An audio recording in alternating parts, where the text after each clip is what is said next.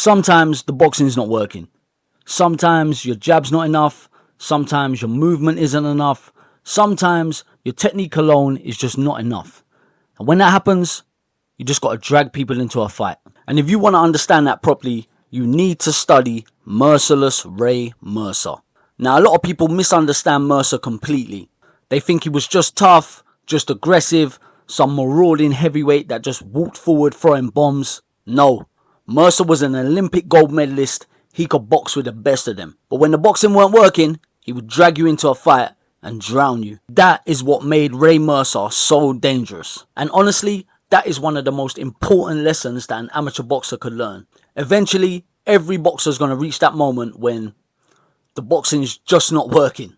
The jab stops controlling the distance, the movement becomes harder, the opponent just keeps walking forward, the fight gets rough, you get tired, things get uncomfortable. And then suddenly, boom, boxing starts becoming fighting. A lot of fighters completely fall apart when things get to that point. Ray Mercer didn't.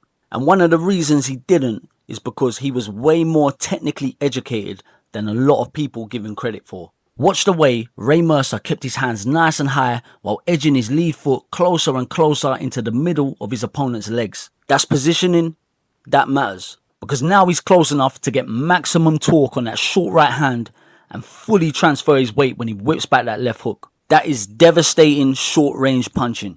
And because he stayed balanced while doing it, he could keep applying the pressure without smothering his own work. That is a huge lesson for amateur fighters. A lot of pressure fighters actually end up being way too close to their opponent. They crowd themselves, they get their feet too square, they end up losing all of the leverage on their shots. Mercer understood range even while getting close, getting rough, getting dirty on the inside. That is high level boxing. I want you to watch his jab as well. He didn't just use the jab to score points. Sometimes the jab was there to physically occupy people, to back them up, to blur their vision, to slowly walk them back towards the ropes. Every single punch had purpose, nothing was wasted. People misunderstand pressure fighting all the time.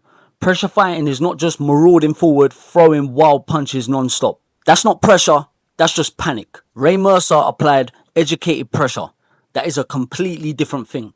I want you to study how patient he was while edging forward. No bouncing around, no nervous movement, no desperation, just a constant physical presence. Mentally, that just drains fighters. Every single second they know he's still there, he's still walking forward, he's still balanced, he's still very, very dangerous. The pressure builds mentally before it becomes physical.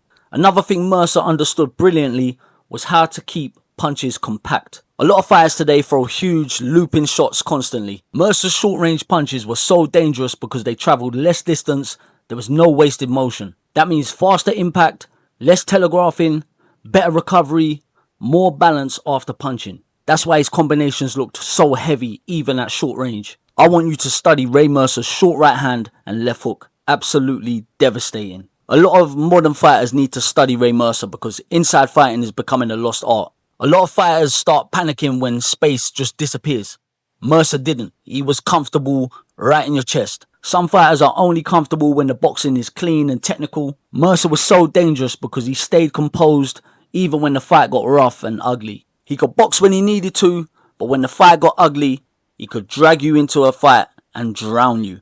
Honestly, I think every fighter needs to study that part of the game. Eventually, there's gonna be moments in the fight where it becomes messy.